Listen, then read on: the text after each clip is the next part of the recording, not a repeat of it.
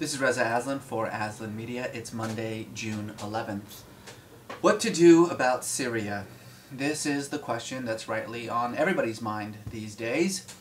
Today, two op-eds came out from people on opposite ends of the political spectrum. In the National Review, John Bolton, that John Bolton, issued an op-ed suggesting that not only should we intervene in Syria, but we should also intervene in Iran and, quote, possibly Russia. Yeah, he said Russia.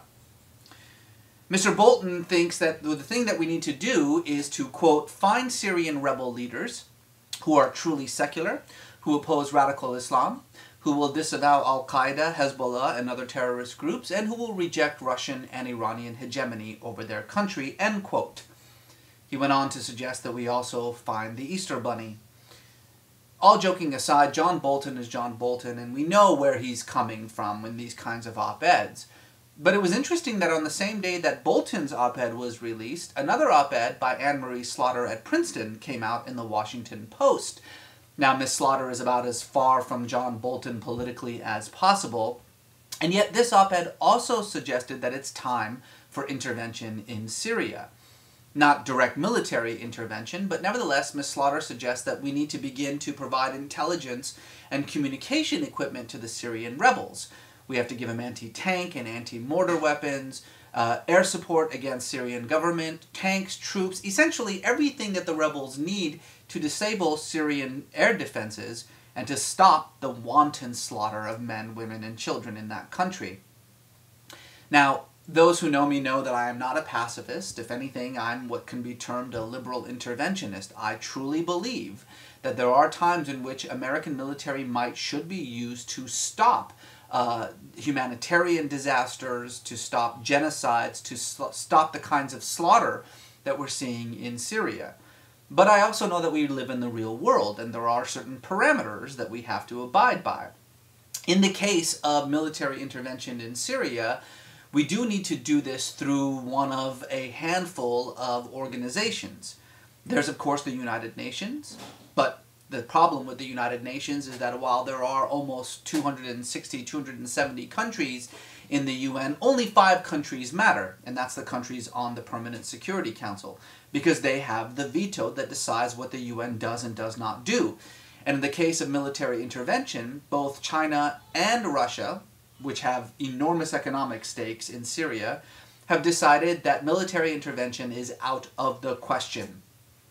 Now, before we complain about Russia and China and their veto, we should remember that the United States is the king of the Security Council veto when the Security Council or the United Nations wants to do anything that's not in America's interests, particularly when it comes to condemning Israeli actions. Nevertheless, that's the UN, and so therefore the United Nations is not an organization through which any kind of robust intervention in Syria can take place. So that leaves us with NATO. Unfortunately, NATO has said for months now that military intervention is also out of the question. There is a desire to do something along the lines of what NATO did in Libya amongst many NATO countries, but the organization itself has ruled that out for a number of reasons, not least of which is that Syria, to put it as simply as possible, is not Libya. Syria is far more populated, far more urbanized. It is known as the linchpin of the Middle East for a very important reason. There's very little that we can do in Syria that would not have consequences throughout the region, in Lebanon, in Israel, in Iran, in Turkey, etc. So NATO is out. There is a third possibility that some people sometimes mention, and that is independent action by a group of Sunni states, say Turkey and Saudi Arabia.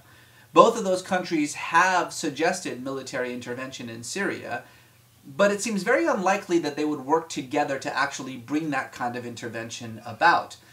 And in any case, the last thing that we want is some sort of Sunni versus Shia conflict in Syria. That could burst out of the Syrian borders, become a sectarian conflict that engulfs Iraq, Iran, Lebanon, eventually Israel, of course. That's a nightmare scenario that nobody wants to see. So in the end, it looks as though despite all the goodwill out there, despite all the legitimate desire for a military intervention in Syria, it looks as though that is just simply not going to happen. I'll say it again. There is no military response in Syria, for better or worse. But there is a way to stop the massacre, at least. Maybe there isn't a way to use military might to bring Bashar al-Assad out of power. That I don't think is possible. But there is a way to use military power, to use military might, to at the very least stop the massacres that are taking place. Now, there is the possibility of a no-fly zone. I mean, Turkey has done something similar to this, keeping cargo planes from flying over its borders in order to get to Syria. We can have perhaps the government of Lebanon do something similar. But in the end, we're still stuck with these diplomatic measures. There has been some good response so far from world governments in kicking out Syrian ambassadors, shuttering Syrian embassies as a response to the massacre. These kinds of actions do embarrass the Syrian regime. It at the very least makes it known that they can't just continue to wantonly slaughter their own civilians without any kind of international ramification. The targeted sanctions against the Syrian regime are starting to work. Syria does rely on its oil sales to keep the government going, to keep the economy functioning. But short of those small steps, I'm afraid we're in a situation right now where, for the time being, there seems to be little that we can do to stop Bashar al-Assad from continuing to murder his own citizens. There is a desire amongst a lot of us, particularly after the wanton slaughters of the 20th century, to say never again. And this certainly seems to be one of those situations. But unfortunately, at the moment, any kind of military intervention just doesn't seem possible.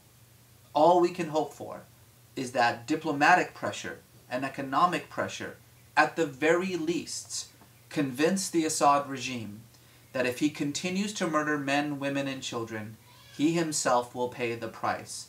Not necessarily by losing power, but by losing money and by losing prestige. It doesn't seem like much, but it's all we have right now. For Aslan Media, this is Reza Aslan.